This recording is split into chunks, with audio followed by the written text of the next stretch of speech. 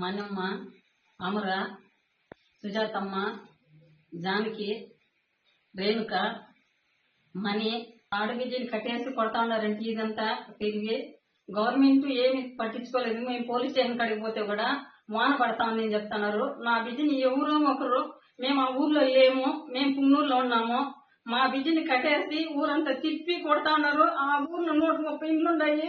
మా బిడ్డ ఒకటే ఉన్నది. ఎవరు కానీ మా బిడ్డని ఎవరు మాట్లాడట్లేదు.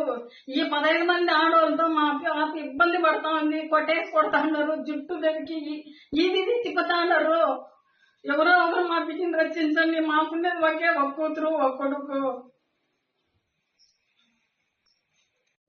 4 గంటల కానించి వాళ్ళు పడతారు. ఒక ఆడబిడ్డను, ఆ బిడ్డ పరిస్థితి ఎట్లుంటుందో ఒకసారి మీరు చూడండి. పోయి దాని గురించి మీరు చర్చించి నా బిడ్డను కాపాడతారా, చంపేస్తారా, వాళ్ళ ఇష్టము. మేము పోవడం లేదు.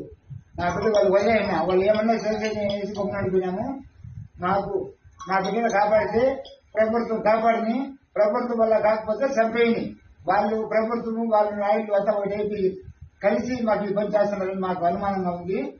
నాయకులతో కూడా నాయకులతో సంబంధం ఉంది. దీంట్లో నాకు పూర్తి నమ్మకం ఉంది. లేకపోతే ఒక పోలీసు కానీ ఒక ఎస్ఐ కానీ పట్టించుకోకుండా పోవడం కారణం ఏముంటుంది? వీళ్ళంతా ఒకటి అయ్యే చేస్తున్నారు. ఒక ఆడబిడ్డని ఈ విధంగా హింసించి కొట్టడం అంటే తమాసన. ఈడు చేసి రోడ్డు మీద కొట్టడం, కట్టేసి కొట్టడం అంటే తమాసన. వీళ్ళకి లేదు ఆడబిడ్డలు, వీళ్ళకి బంగారు లేదా, వీళ్ళకి బిడ్డలు లేదా?